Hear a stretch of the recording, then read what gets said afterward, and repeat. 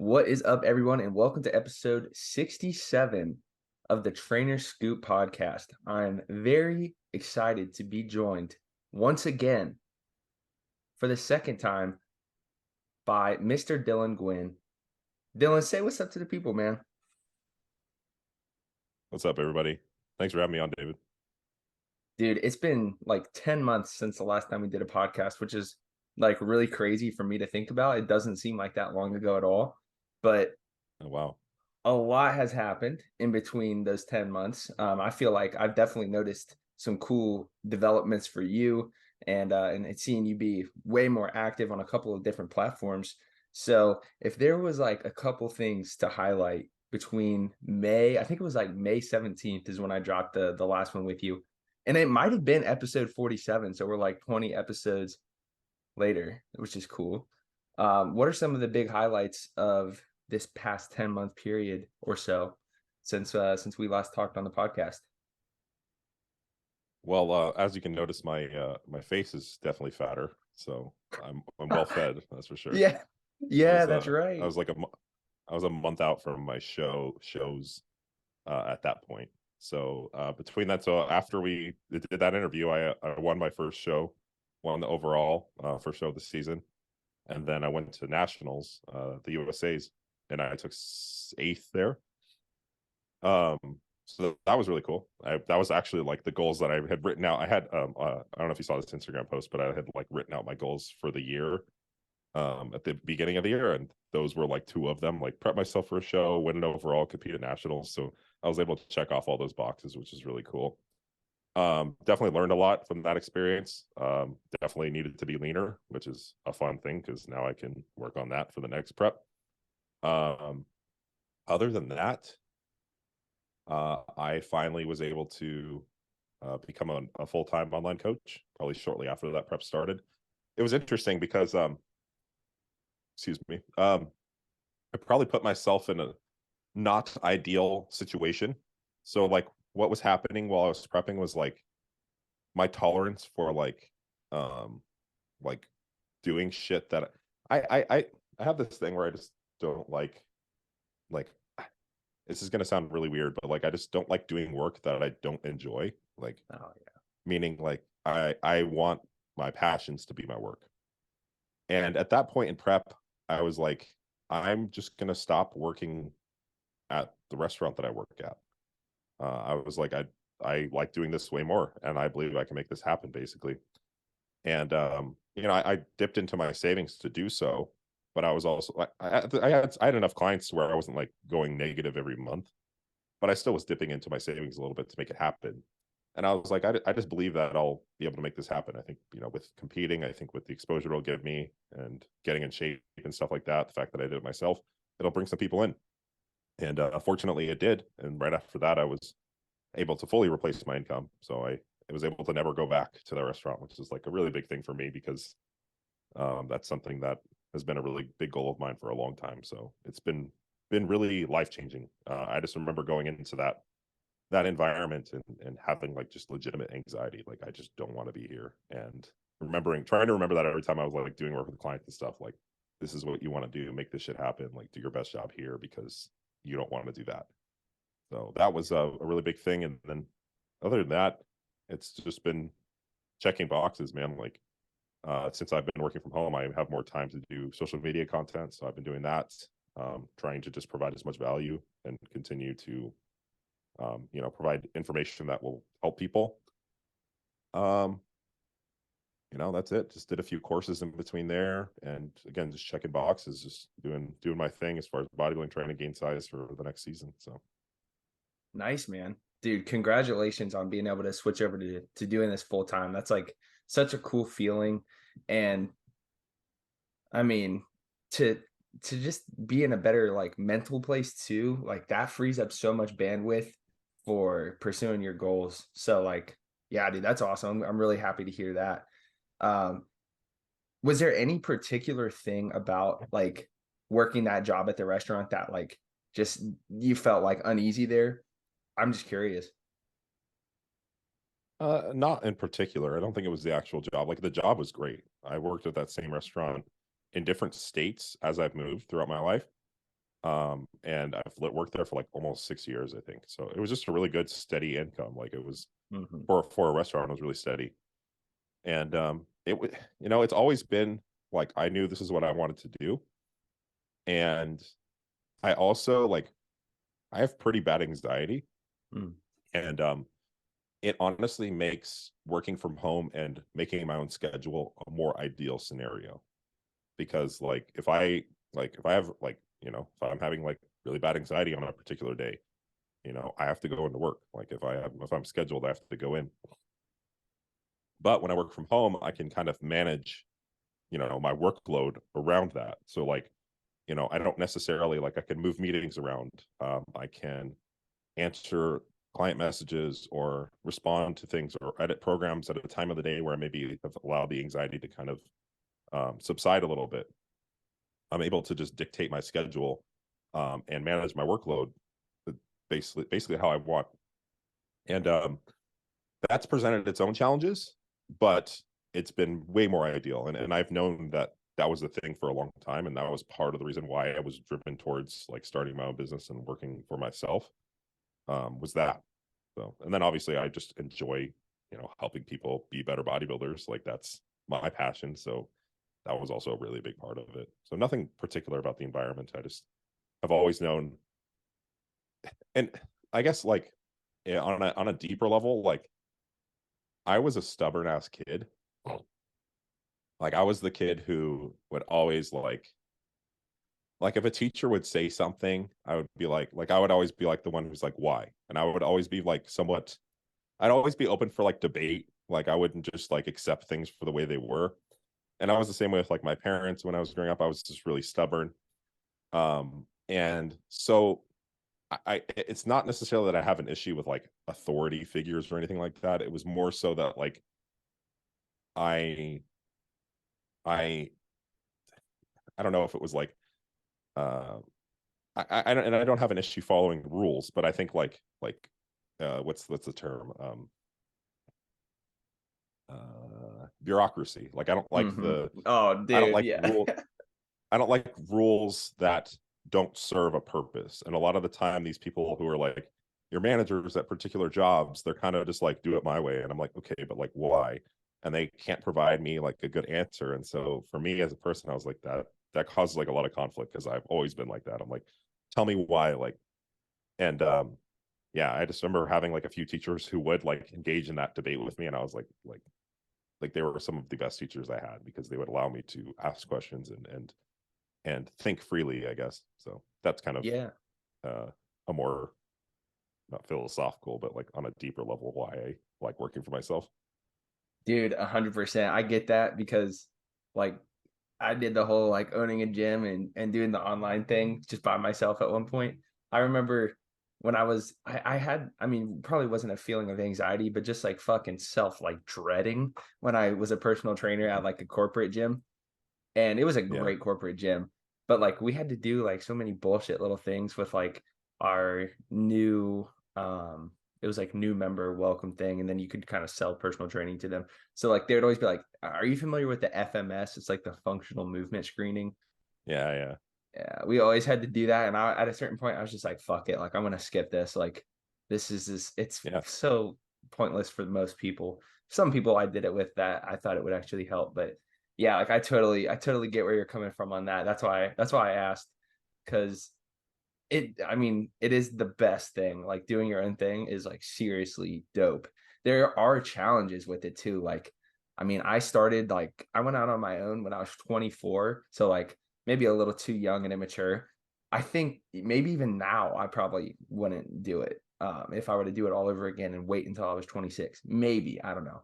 But I remember at the time some of like the biggest challenges that I faced was just like I had like goals set out, and I like had, a business plan. I had like the things I needed to do on a daily basis, but like for some reason just putting these things together and stringing them along on like a series of good days back to back to back was just challenging for me. And I don't know if you've ever encountered that, but it's there's something to be said for like learning from people. I know you do that quite a bit. But what are some of the challenges that you've encountered so far now that you're like doing your own thing and full time with it? Yeah, I think that's actually a really big challenge that I've had, the one you stated there, where it's like stringing together good days.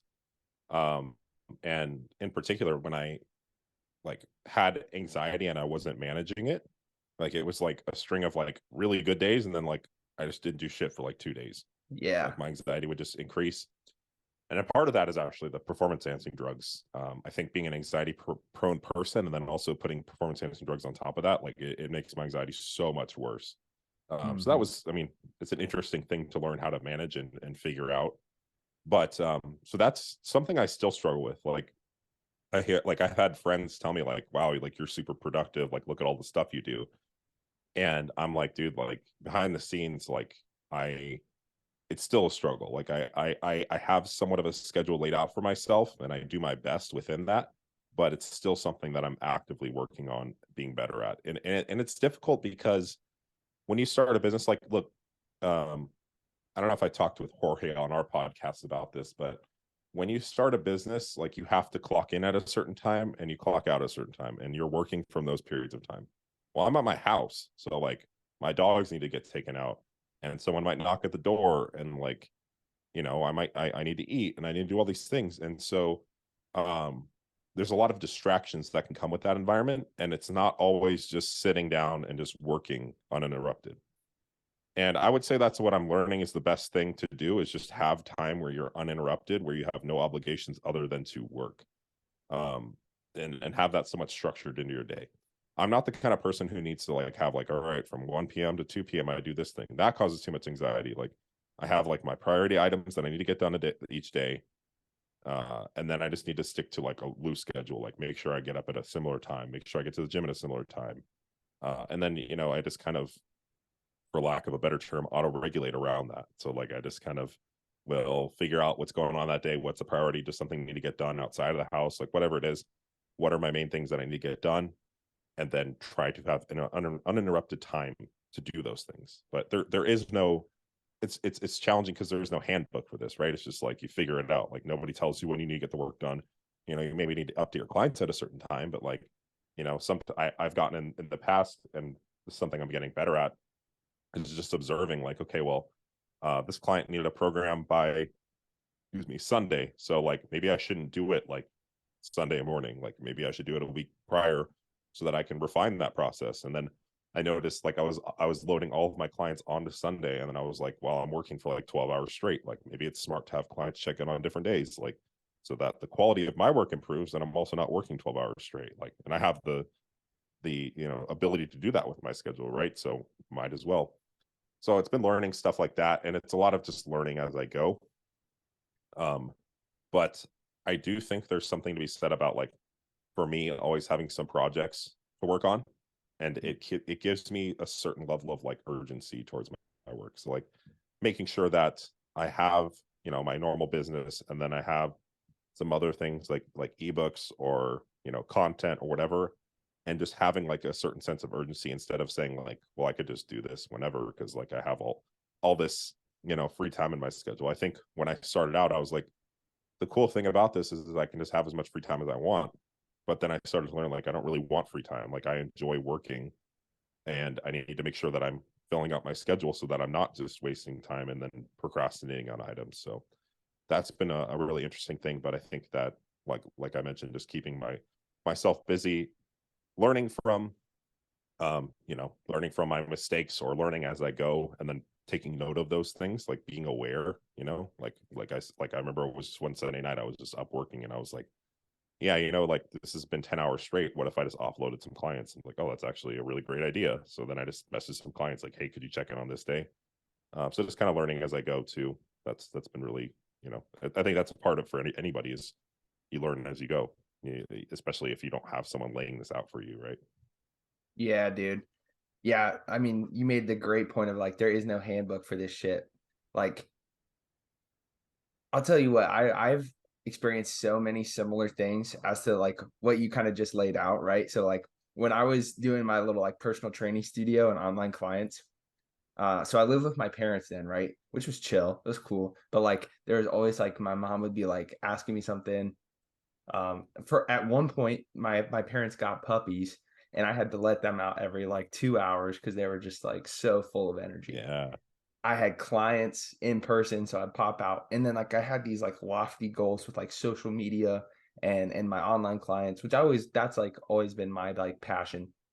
And so I would literally like schedule it out. I had this like schedule book by the hour where I was doing shit. And it just caused me so much stress if I would like deviate from that schedule. And I would deviate from that schedule every day. So guys, thank you so much for checking out this episode of the podcast. I wanted to interrupt the episode to give a quick promotion for myself. And that is my discount code with Raw Supplements. If you use this code right here below, DMartin070, you're going to get 10% off of your purchase. And I'm a big fan of Raw Supplements. They have great tasting whey isolates, and a lot of their products take this Christopher's Secret Stuff pre-workout are dosed with very good ingredient labels at levels that the studies recommend. I'll always say it, guys. Supplements aren't going to make or break you, but they can give you that little edge if you have the money to invest in it. So why not save some of that hard-earned money? Use my code, help your boy out, and get 10% off with the code below. Let's get back to the episode. So there is no handbook, but I think you made a really good point of like, if you are like just switching to be like online, or excuse me, full-time online, like I think it's a good idea to kind of approach it that way. Like you have the goals for that day, you have to get it done, but like you can have some flexibility with it. That's the major perk. So that's a really good point, dude. Yeah, because life happens. And I will say I have had opportunities to like learn from some people, and that's been very valuable. A really big one that I always point to is just like, it's so simple, but like it was just like so eye-opening for me. So when Jared had invited me to Jared Feather, for those listening, had invited me to go shoot a video or two for the RP channel.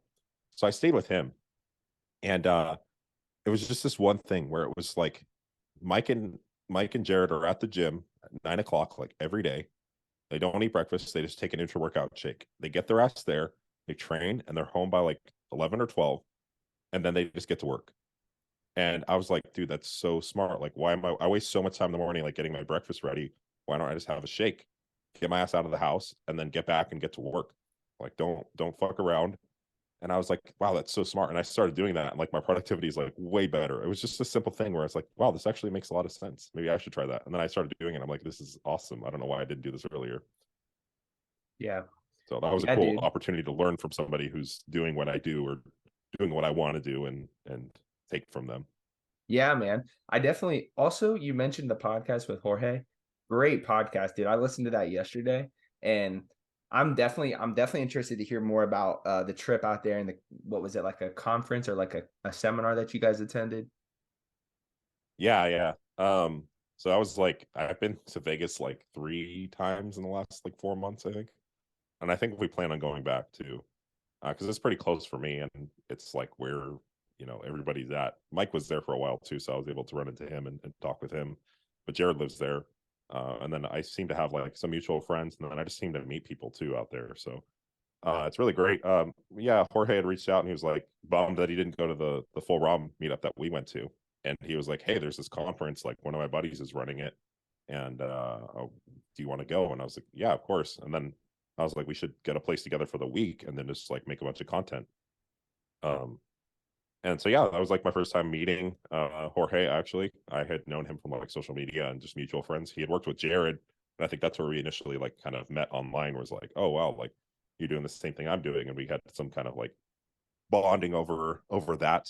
But it was really cool to just spend the time with him. He's a really motivated individual, and that was another thing, was seeing him. Maybe motivated isn't the correct term, but just seeing him just work, man. Like that guy is like on his phone. He's got like a at all times he has like a probably like 12, 10, 12 posts just ready to go. And he's Bro, always thinking of posts. He's always in his phone, like thinking of things, thinking of scripts, thinking of posts he can make. He's deriving posts from the conversations we're having, which is like genius. Like, because we'll talk about something, we'll rant about something, and then he'll be like, post it on Instagram the next day, like some sort of thing yeah. where it ties into his brand and stuff.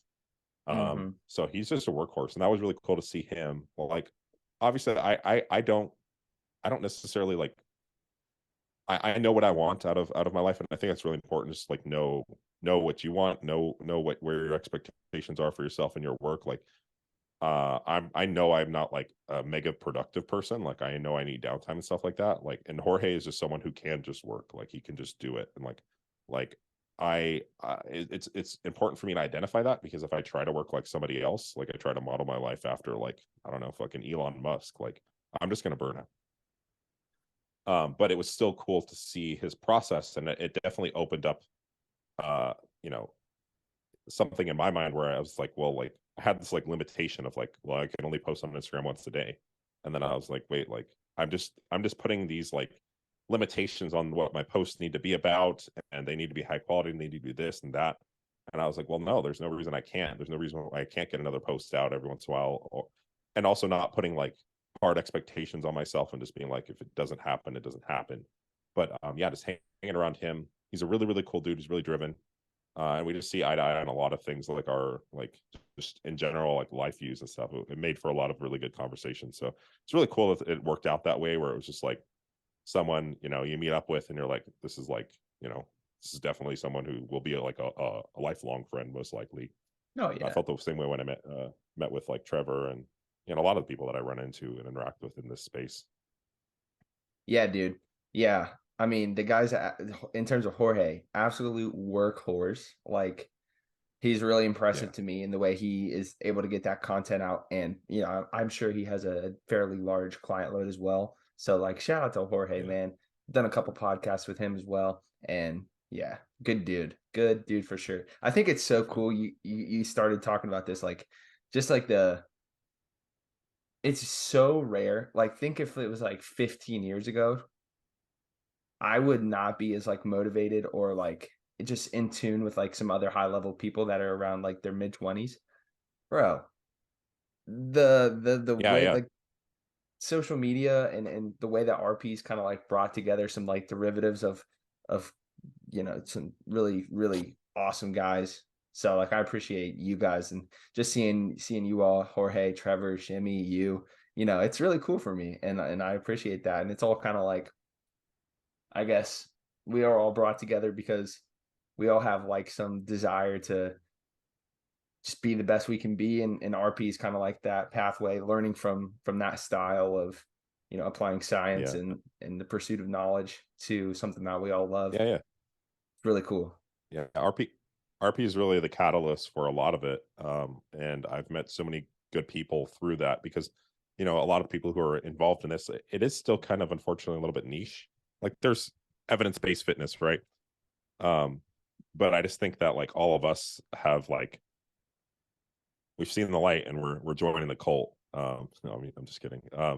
But I think that, yeah, we all kind of have similar interests, and it has brought a lot of us together. Like I mean, like yourself, like I could, count like probably 10, 20 people I've met who maybe just shared a similar passion and had learned originally through RP, that I've made great friends with. And I think it was also like, it was really tough at the beginning, because I'm in even more of a niche space where I'm an evidence-based enhanced bodybuilder. Like evidence-based enhanced bodybuilders are like few and far between. Like bodybuilders are already like few and far between, right? So for a while, when I first moved out here to Arizona, it's like when I first started working with Jared, but that was the only person. Like that was like why I kind of hired him, was like, I don't have anybody else to talk to about this stuff. So like I need someone who can support me and help me kind of stand alone in this regard. And at the time, at least, I felt I was alone, but I was like, eventually started to realize like there's many other people like me via the internet, via social media. But yeah, like I definitely had to stand my own and be really confident in what I was doing for a while. But then, yeah, all these people like I started meeting, like, posting, tagging RP, or just through the forum, or through, like mutual client. And that's how I met a lot of. A microphone disconnected. Hold on. There we go. I got you now. Or maybe it's your I'm back. computer Yeah. mic. No, I disconnected. We're good. There we go. Yeah, and I like you said, I met a lot of great people via social media, and there's a lot of friends. And one thing I will say that has helped me is just like being genuine and like reaching out. And like if you see someone, like you like their technique, or you like their posts or something, like just leaving a genuine compliment or like comment on something feel like I've met a lot of great people through that, or like shooting them a DM, like, hey, like, I saw you post about this thing that's really cool. And then I've just had conversations through that, and that's how I've made a lot of friends too. So you also do have to extend yourself out a little bit, but Yeah, dude. Yeah, 100%. Like, I feel like the good thing, and we'll kind of close on this before we take our poverty Zoom break. But the good thing about social media and how to really leverage it and make it a good thing, because there's pros and cons to it, is like be social with the people that you like and the circles that you want to run in. Like, you'll probably see me, I'm fucking commenting on every post that you make. And same with a couple of the other guys that I really like their content. Like every time I'm like, good shit. Like, because I mean that's what it's there for. It's like putting out like knowledge and good information to help other people, and then recognizing that, like real recognizing real, and then forming those bonds from there, dude. And it's really cool. I like what you guys are doing with it. yeah, I think we should all support each other, because if one of us does well, we all do well. And on that note, man, I think since like the last podcast too, your content has been killing it, bro. Like the quality of the information, the equipment. Like I feel like you've made some major content gains. So if there's maybe like a sort of new content creator out there that's looking to level up their game, like what are some of the things that you would recommend for them? Yeah, it's really interesting. So actually, my production value has gone somewhat down now. Like before we met with that call, at that time I was allocating more time to content creation and original content. And ideally, like, I would love to do that style of content, like the very high production value, like scripted out. I've shot multiple shots. Like, to me, that really speaks to like my creativity, and I really enjoy it. But I also kind of had to look at like the ROI of some of those posts, and sometimes they just didn't do the best for the time invested. Right. So Yeah. it's like, a post takes me 5, 6 hours to make, and then it bombs out and gets like 60 likes. I'm like, cool. Like, I could have probably just made a video of me, doing some random shit at the gym and gotten the same amount of likes. Right. Mm-hmm. So I had to start looking at content like that. I think what I'm trying to do currently is have a mix of the two, so that I can keep the actual quantity up, so that I can be seen more often, and then also have some quality content that I'm dispersing throughout that. So if you look at my feed now, I actually started a new Instagram. And the reason why I did that was because my old Instagram reach was limited, because like way back, excuse me, I've had that account since high school, like when Instagram was made. And I had done like a follower train at the time, like thinking like, oh yeah, it's going to get me more followers. That'll be great. But those are essentially inactive followers. So when Instagram looks at my page and the activity, the amount of people who are interacting with my content compared to the amount of people that follow me is very low. So Instagram shows it to less people. Mm. So I ended up just trashing that Instagram, because I was looking at it and I was like, these numbers, like for 6,000 followers, getting like 100, 150 likes on a post, they don't really add up. And so I restarted my Instagram. But so if you look at my posts now, it's a mix of like just me doing stuff at the gym and like basic technique stuff, and then the high production, high quality content, and then also pulling some of that old content and repurposing it, putting a new caption on it, maybe fixing it up in post, and editing it a little bit too. So I mean, I would say if you're getting started with it, really just the quantity is most important, and the quality of information is probably most important. I will say that I think there's still some value to having good sound and having a decent image, like paying some attention to the sound, paying some attention to like the lighting a little bit too. Stuff like that I think is important, because I think that it still does separate you from a lot of people. Like, those are two things. Like, if you think about like how many, like, you're just scrolling through your feed, right? What is the likelihood if the audio shit and there's no effort in the actual camera quality, that you're going to scroll up on it? It just Mm-hmm. increases the odds that someone will scroll through that post, right? Dude, I So had this I think, exact revelation, like maybe even yesterday. So I did like a leg day vlog with Alyssa, and like when you transfer the 16:9 to 9:8 for like the vertical content, where I did like a little like promo for the video, some dude on YouTube. I get fucking torn up on YouTube, bro. I don't know about you, Oh, me but too. Yeah, that's YouTube for you. jeez. So this guy was like quality content, but it looks like you have 3 pixels on a potato, and I'm like, fuck, yeah, he's right though. So Yeah, like, yeah. and like you said, like it's just less likely for them to then want to click on my profile and then watch the full video, even though the full video was shot in 1080p on an actual camera. I'm like, Right. damn, he's right, he's right. But sorry, go ahead, man. I didn't mean to interrupt. No, yeah, that's definitely true. I think I had noticed this like when I was starting my podcast and like people would come on and like just have like trash audio quality and video quality. Like, because I remember at the time I was training people in person. I'm like, I would be like, hey, check out my podcast. And some of them were like, yeah, I just clicked off completely because I just couldn't hear very well. And I was like, oh shit, like I don't really have control over the other person's audio, you know what I mean? But Yeah, like I realized that it was important in that instance, right? Because especially like some of these people are not as invested or interested in this top topic or subject matter, and it's like, well, like you're just giving them another reason to click off, especially if you're trying to get people into your audience, right? Like you want to give them reasons to watch, you want to give them reasons to listen to you, not reasons to click off the video. So yeah, I think those things are important. So I'm having a mix of those two types of content. And then when I'm editing and post, so I edit all of my videos in Premiere. I shoot them on my Sony camera, and then I take them off the SD card, put them into Premiere, and I edit them. At least the ones that are not shot on my phone. I just pay attention to like how long it actually takes me to edit. So like sometimes so if you watch my videos now, I have the capacity to make those way better than they are. But I'm also like, is it worth the time invested to do these edits? And so I actually watched you guys kind of dissecting my content. Like you're like something's moving every 5 seconds, right? yeah, yeah, There's yeah, different shots. I'm thinking of all these different things. Like I'm aware of those things, but I'm also like sometimes it just doesn't matter. Like sometimes it's just yeah. the content. So more so I'm trying to just get some of the content out. So really just having captions, trying to have things moving every few seconds. I think that's something that I'm trying to focus more on. I think I'm noticing the things that are like gonna actually move the pillar. So like if you think about it in like sports science terms, like what are the big pillars I need to focus on? Like I need to focus on progressive overload. I need to focus on using adequate volume. I need to focus on good technique. Okay, those are my big pillars, right? Do I need to focus on creating content? Do I need to focus on making sure it's absolutely like perfect? Do I need to make sure that it's like that every 5 seconds there's an image on screen? Maybe not, but maybe I do need to focus on something changing ever so often. Maybe I do need to focus on my captions. Maybe I do need to focus on, the quality of the information, or maybe I need to focus on the hook.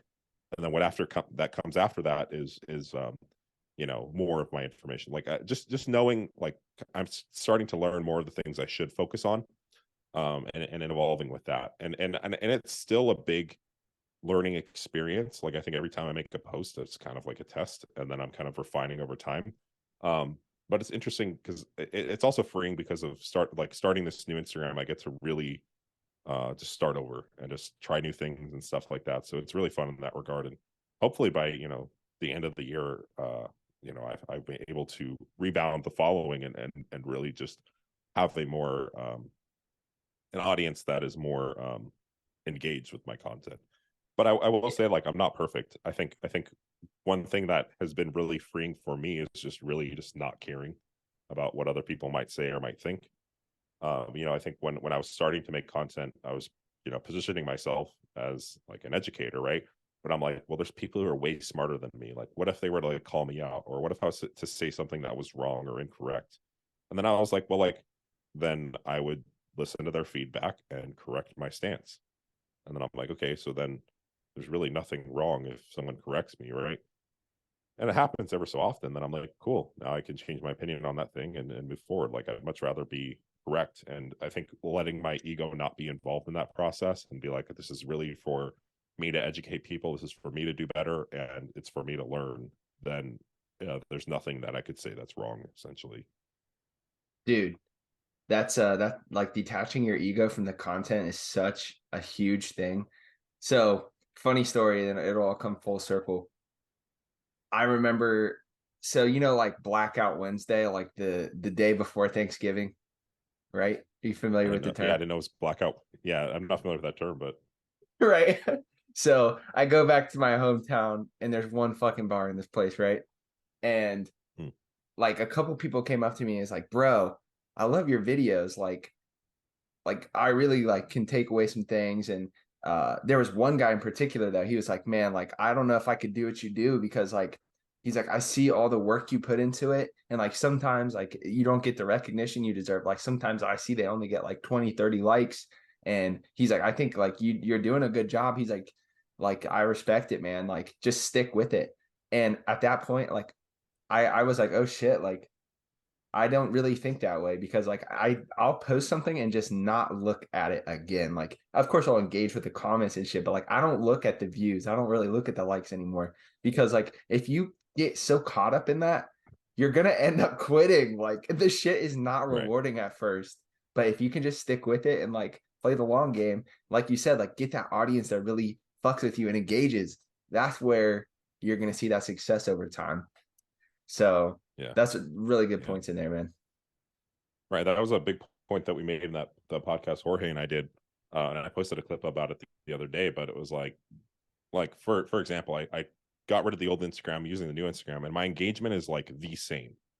But now I have less followers. So it's like, oh, I have less followers on this Instagram. Like, oh no, like my numbers aren't the same. Like, but what matters is the people who are engaging with my content. It matters that I have like I was thinking about it in this way, in this regard. Like, if those people invested in following me once, that's really cool. If they invested in following me twice, they're bought in. Like they are my loyal followers, right? They have to click that twice. Like that's a lot. You know what I mean?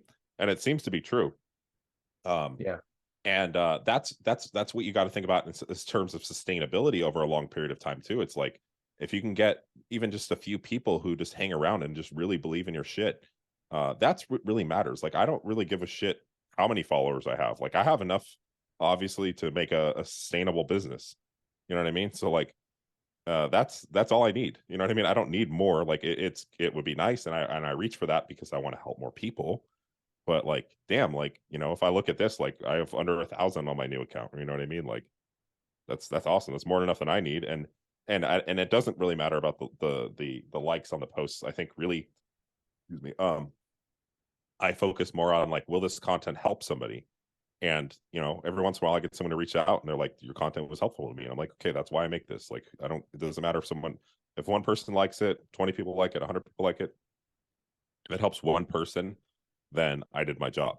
And that's really what I'm doing this for. And again, the goal, the overarching goal is to hopefully help more people over time.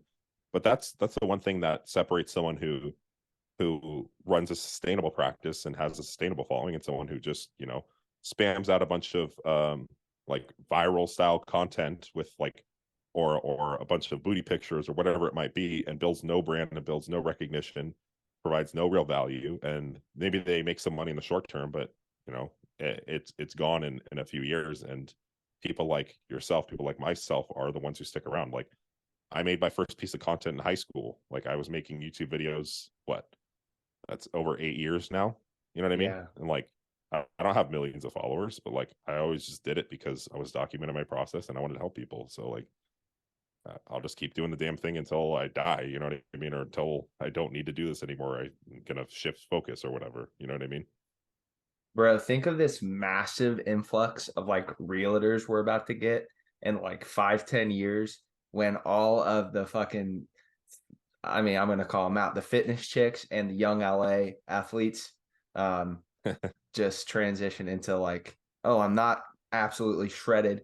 I put on some body fat. It's gonna be interesting. I wonder what career path they'll find at that point, you know, because the longevity Yeah, probably just isn't there. yeah, yeah. I don't know. I mean, honestly, like OnlyFans, the money people are making with that is like just insane to me. Like it's crazy. I hope they're That's investing it. true. Is the only thing I Yeah, have to bro. say If to you're that. investing that shit, you might be good for a good little Yeah, bit. you'll be good. Like, You'll be good for life if you invest it well. But I imagine that a lot of them aren't, unfortunately. imagine You if know what I mean? some like financial advisor just specializes in the OnlyFans demographic. Dude, that's a good market. That is a good market. If I was a financial advisor, I'd be Oh capitalizing fuck. on that right now. Right, right. Oh shit, that's Like, funny. hey, you want a career after OnlyFans? I'm here. I'm your guy. Right. I'm Genius. just gonna cut that one there because I could really go into a rabbit hole with that one. Bro, I wanted to shout out your podcast with the boys. The STD podcast is maybe the most electric fitness podcast out there right now. I fucking love the STD podcast, man. I get a similar feeling between like when an episode of the STD podcast and when an episode of Bro Chat drops. I love those podcasts and I'm like, fuck yeah, like this made my day better. Yeah. Oh, How I'm did glad to that hear like that. I'm glad you like it. Oh, bro, I love it. Like I said, like you already know, and the people already know. I'll be out at the bars engaging with the STD podcast. I pre-gamed with the STD podcast once, and I love it, man. The dynamic between you and Jimmy and Trevor is like great. The amount of quality content, you're never gonna get a better SFR for quality and entertainment as the STD podcast. That's what we should brand a new acronym. Yeah. Quality of information and good laughs along the way. So like when did you guys have that like in mind for a while? Like how did that start? No, I think I had done a podcast with Trevor and I was like, you want to do another one? And he's like, sure. And then like Shimmy had messaged me. I had maybe had one conversation with Shimmy on Instagram. And he was like, I want to join. And I was like, Trevor, you okay if Shimmy joins? And he's like, yeah, sure. And then we did the podcast and we are like, maybe we should just do this as a more regular thing. And I was like, I'm down. Everybody's like, we're down. So yeah, then we just started meeting once a week. That's how that kind of came about. So it's just kind of like happenstance. I think it's really interesting. I think we're all kind of like different people with different interests. And I think Trevor had mentioned, and then I agree, like it makes for good podcasts. Like it makes for like I think Shimmy has like sometimes counter beliefs or counter ideas about some of the sports science stuff. And then he kind of will like be like, well, I think this way. And it opens it up for debate, which is really cool. And He's I'm not always afraid kind to of like more, vocalize it either. Like no, he's he'll not. fucking tell you. And that's awesome. And then Mhm. I'm a very like, I think Trevor's kind of neutral. I'm very neutral too, but I think both of them know more than I do about training. Um, I still have my own opinions and things like that I'll throw in too. But it was really like get these two like people who have been practicing this shit for like years, like get them on and just ask them questions. You know what I mean? And as I learn, I imagine other people will learn too. And then and I kind of feel like I act as like this neutral, like, oh, why do you believe that kind of thing? And then sometimes I'll throw my 2 cents too. But I really do enjoy the dynamic. It's a really interesting dynamic. But it is a lot of fun. And I think that I always walk away from it learning something. And that's where I'm like, this is an awesome podcast. Because I imagine if I'm walking away learning something, then someone who's listening is also. And there are actual podcasts that I listen back to too. So yeah, they're definitely awesome. I'm glad we came upon that. Yeah. Yeah, guys, I would really recommend go check out the STD podcast. You might just catch it because like like you said, like I've had some light bulb moments from listening to you guys talk. That's really cool.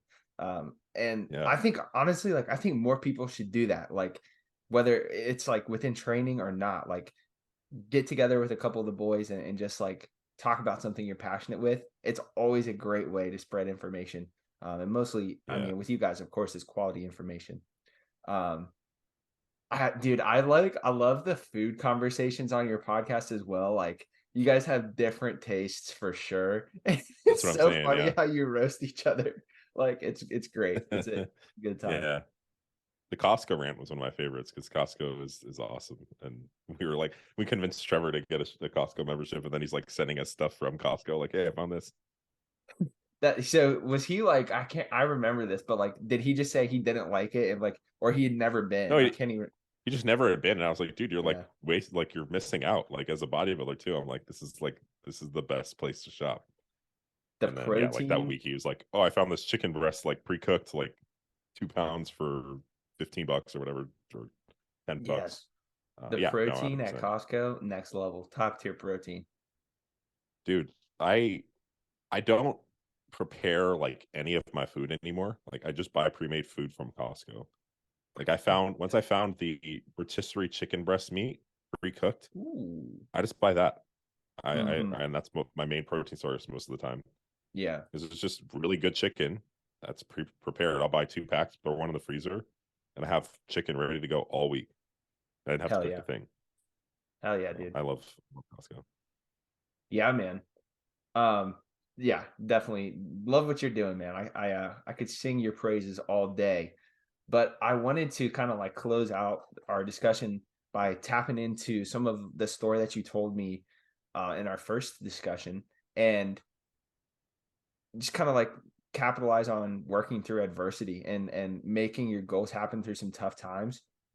Because dude, your story was like pretty wild. I went back and listened to this last week, and I was like, holy fuck, like Dylan kind of, I mean, like, I don't know if it would be fair to say you went through it, but like those are some pretty like, um, what's the word? Like formative times and formative periods of like stuff that you went through. Like you moved to LA, right? To pursue bodybuilding. Is that correct? And Yeah. like moving out of your parents, like shit like that, that's like a pretty big deal. So I was just interested to hear more about, you know, keeping kind of like the goal in mind and working toward it even when times get tough, because I think so many times people get bogged down in life and they'll let like the smallest excuses just really kind of like throw their fitness goals way off track when they don't necessarily have to. So I mean, I mean, you could get as in depth with it as you want, right? But can you talk about Yeah. kind of like how you kept the dream alive through trying times in life? Yeah. Yeah. Of course. There's a lot of things I could probably say. Um, I one like I mentioned earlier, I'm very stubborn. So like when I said I'm gonna bodybuild when I was like 13, I was gonna do it. Like, and I'm not gonna do anything else. Um, and with that being said, obviously I've always loved bodybuilding throughout all of this, and I knew that I could do what I loved as a career. And keep in mind, I'm still not there yet. Like I've been doing this for 13, 14 years, something like that. Um, and I'm still not to that goal, but I still love bodybuilding so much, and I'm going to pursue it every day. And just more so because I love the process has been one of the reasons why I've been able to stick to it so long. Like I love just the act of bodybuilding. I love preparing my food. I love training. I love, being regimented about, certain things like about my lifestyle and what that produces, the outcome that produces, right? And being in control of my body and my health and things like that, and just the pursuit of, you know this project that I've been working on. It's like I've been building a sculpture for 13 years. You know what I mean? Like think about like the time that goes into that. Like it's just something. It's like my baby basically. So but it is like I'm not focused on, and I think I was having a harder time when I was younger worrying about like the outcome. Like, oh, I want to do this, I want to be a pro, I want to do this thing. That's what caused a lot more stress. But when I started to actually think about like the daily, like, I enjoy doing this right now. Whatever happens as a result of that is awesome, and I'll keep those things in like my peripheral vision. But like this is what needs to be in front of me right now. What tasks do I need to accomplish today to make this thing happen?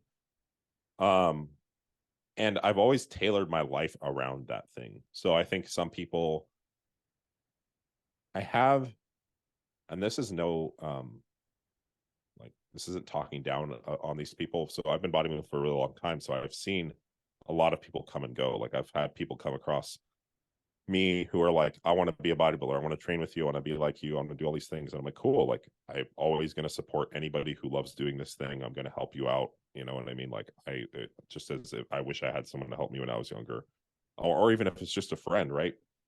But I've seen so many people stop doing it because they don't imagine it to be practical. They go and get a normal job, they go do something that they hate for 9 to 5, 40, 60 hours a week, and they're unhappy. And that has been the thing that's always kind of driven me too, is just knowing that and realizing that, like looking around and really just being like, if I was doing anything other than this, I would not be happy with my life. And so, and being able to identify that in others, you know what I mean? Like people joke about how they're, unhappy with their job. And like, it's funny, but like, it's also kind of like sad. Like, you should like it fills such a large portion of your life. You know what I mean? It's such a big portion of your day. Like it should be something you strive for. And then also identifying that practicality is kind of like an illusion, right? Like people get fired and laid off from their jobs all the time. So why would it make any, if I have more control over my business, then like it's my business and I kind of control, everything that happens. I might have, I can't, I'm not going to fire myself. You know what I mean? Like I'm not going to be like, you're fired. And like, like it's not how that works. Right. So it's like, Trump I'm comes in a lot more in your mind and he's like, fuck it, Dylan, you're not you. You're like, yeah. time. Go back My to the girlfriend, restaurant with your ass. my girlfriend fires me. Um, so that's what I'm saying though, is it's like you have actually more control in that scenario, right? It's kind of like through your work, that's what, that's, if you make income is based off of that, right? So I saw it as a more practical thing to actually work for myself and do the thing that I loved as my work.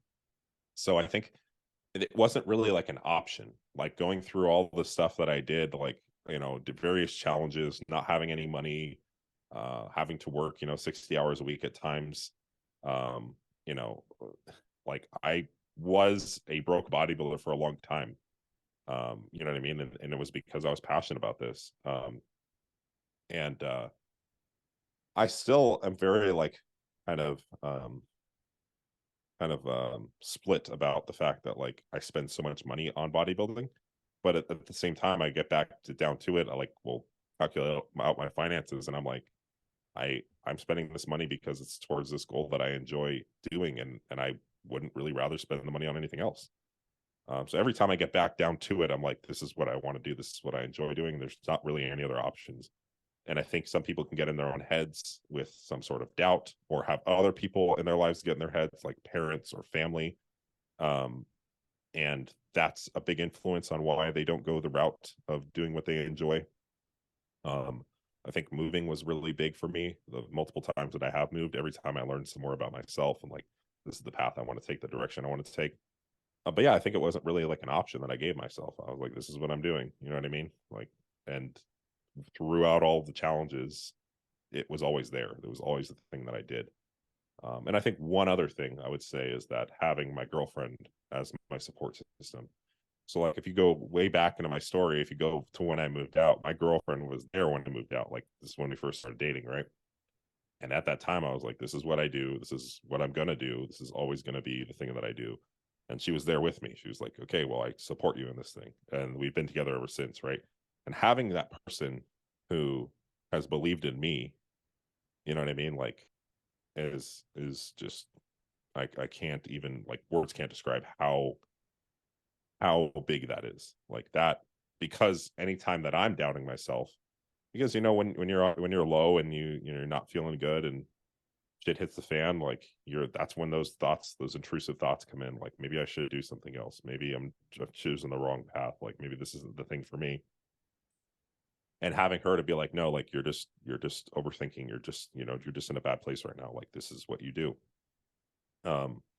Even like recently, like I had taken mushrooms, and I was like talking to her, and I was like, like, do you think like this is like, do you think like me spending all this money on this thing, like me doing this thing, like just like, I don't know, I can't remember exactly what I asked her, but it was really like, it came down to like, all that shit doesn't matter, like what you're doing is important. And just having her to kind of like check me in that spot, and like, obviously I'm in like this state of like, altered state where I was like, wait, like maybe she's right. And I was able to Yeah. actually be receptive to that in that moment when that like bad thought was coming in, and then someone's like, no, like that's not what the way things are. And I was able to like kind of reframe it in my brain. It's just been very, very, very, very impactful on why I am where I am today. Dude. Yeah, man. That, yeah, especially listening back on the podcast that we did. I listened back on it last week, and you said a couple of things. Like you were like, I could have bought a couple houses by now. Like, I mean, fuck, with this economy, who knows? But and then you were talking about like her as the support system. Like, dude, I get that 100%. I want to tell two quick stories to really complement what you said. So we'll start back on when you were talking about like your real passion and like how you kind of have like how it can be tough at times to justify the money and just like we'll call it sweat equity for people that might not be able to relate to like the actual dollar amount, right? You put a lot of one way or another into making this happen. So when I was in Chicago this past weekend, like my friend Ryan, he just knows and has some connections with some rich motherfuckers. Like I was in some places that I was like, holy shit, this is next level.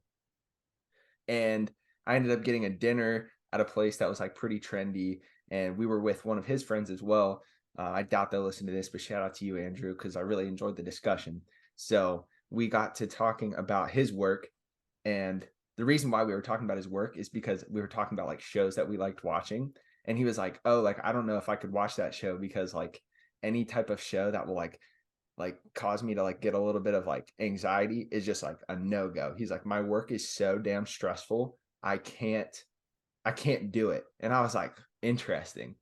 So like thinking about like the contrast between like, oh, people that have like fuck you money, you can do whatever, like but like contrasting that with like doing something that like you don't like, that you're not passionate about, and that causes you like anxiety to the point where you can't watch a show is like wild.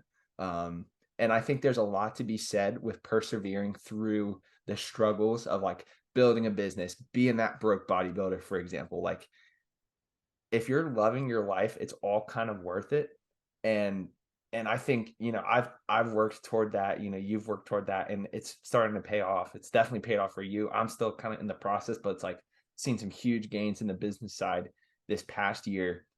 And then to like get real personal, like and talk about that support system, right? Like I was in a relationship for like 4 years, and throughout college, like went to Ohio State, which is like a better school in Ohio. I had like a crazy internship where if you're in like the fitness industry, this was like the internship you wanted to do if you're like doing the college route.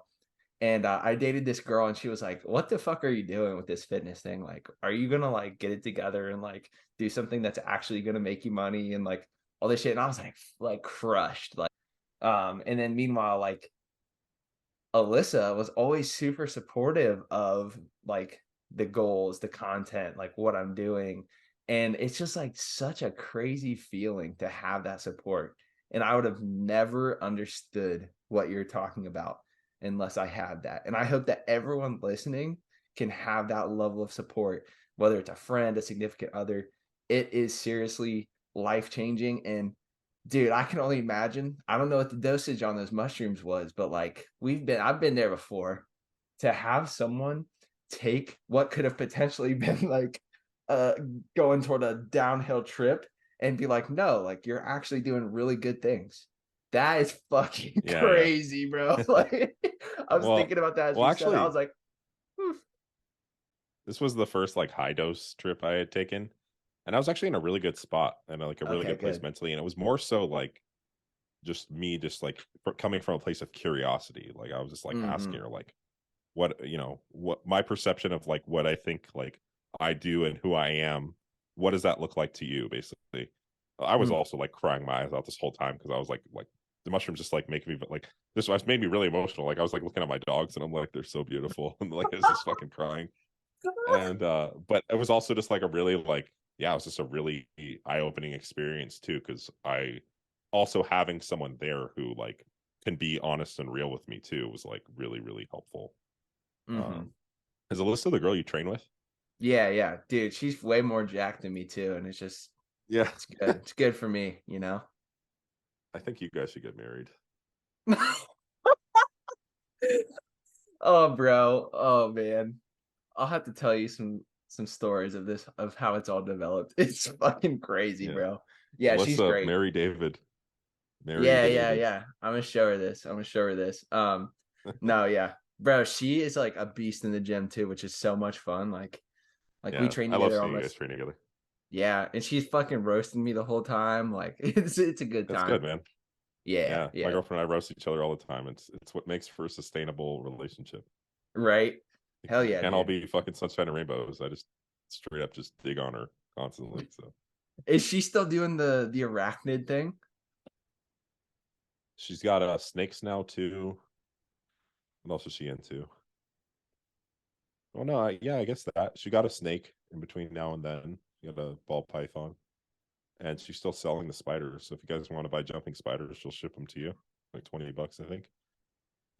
Yeah, that's pretty much it. And then she's in school to be a forensic pathologist. So lots of examining of dead people and talking about toxicology. It's actually really interesting because she'll like talk about toxicology, and it's very interesting, like some of the overlap with like bodybuilding and fitness and stuff like that too. Yeah. So yeah, on our Okay. way. Cool. Dude, I loved the fucking spider content. Like those spiders were awesome that she would post about. Followed her Yeah. Instagram and Oh, yeah, really? that was cool. Like I really I know she liked needs to that. post more about her animals. It's actually very interesting stuff. Yeah. Like actually how they are and like the certain like things about them. Like even just like the snake too now and like its behavior and like how she has to feed it and stuff. Really, really interesting stuff. So stuff I did never think I'd be interested in, but then it's in your house, so you learn about it. Yeah, dude. Yeah, that's awesome. Man, I feel like for everybody listening, like you should definitely go check out the first podcast. I'll leave that in the notes because you have a really cool backstory, dude. Like the stuff with like Flex Wheeler and Stan Efferding and like that like the perseverance like we briefly talked about here and kind of how it's all like come full circle and it's not even the circle. That was a terrible analogy because it hasn't come full circle yet because I think you have so much more potential to impact people and make a fuck ton of money, which is awesome. Um, but it's definitely on the way to becoming full circle. So yeah, man. I could hype you up. I could hype the guys from that I've met from Team Full Rom up all day because I like seeing what you're doing and I appreciate you. Appreciate the little like community that's out there of high level, high achieving, hardworking dudes. It's really cool. I appreciate that, David. Thank you so much, man. And likewise for you. I see you grinding and posting and it is really, really cool to see someone else who just doesn't care and will just make content for the sake of making content and for helping people. So stay at it, man. Appreciate you. Yeah. Yeah, we'll see. Some of it I think I'm like, wow, that's kind of fucking stupid, but we'll post it anyways. Oh well. Yeah. So sometimes that's your video that pops off, man. I have ones Right. where I'm like, this is like the worst post I made, and then like just straight up like will go like some of just go viral. I'm just like, what the fuck? Oh yeah. Yeah, Oh yeah. so it'll Yeah, happen. dude. So as we're closing out, is there anything that's on the horizon that you've been working on? Anything that you want to plug? All that jazz? Um, excuse me. No, No, you're I'm not fine. competing for a while. It's just doing the same stuff, man, and repeating the same behaviors that have gotten me to where I'm at. I don't think there's anything else new that I'm doing. Currently, like a lot of my work is focused towards providing more value to my current clients. So like I'm working on ebooks, things like nutrition guides and um, guides for like traveling and things like that. So I'm producing a lot of that type of content, and then I'm just going to continue to make more and more different types of content and experiment with what works. So I'm always open to suggestions for any of those listening who are interested. Come interact on my Instagram, shoot me a DM, or submit your technique when I'm doing the technique box on my stories or any questions. If you need any feedback on anything, just always feel free to reach out. That's pretty much it, man. Just maybe compete next year and just keep doing the same stuff. So, yeah, if you want to reach out, my new at is at Dylan, spelled GUYNN_PC. PC stands for physique coach, not politically correct. Although I think it's kind of funny, and I think it leaves some room for me to not be politically correct on the page. That's To funny. be ironic. I love it. Yeah. Yeah, that's pretty much the main place you can reach out to me and get a hold of me. And I'm usually responding I haven't been great lately, but usually within 24 hours with messages and stuff like that. Yeah, guys. So I really appreciate you all watching. Uh, Please, for the love of God, I'm telling you, I've been hyping him up for the past like hour or so. Go follow Dylan. I'm gonna link the Instagram, YouTube. Um, Dylan's doing good stuff, so go support him. And then, of course, if you liked the podcast and you're watching on YouTube, I'd always appreciate a subscribe, like, notification bell, leave a comment. Um, we can get Dylan back for a third time eventually. So leave a question or something for us. And then of course, Always down, man. oh yeah, if you're on Apple Podcasts or Spotify, that 5 stars and a review is super beneficial for us. So until next time, guys, I appreciate you all. Thanks for listening to episode 67 of the Trainer Scoop. See ya. And thank you, Dylan. Of course, man. Thank you for having me on. Awesome. All right. See you guys.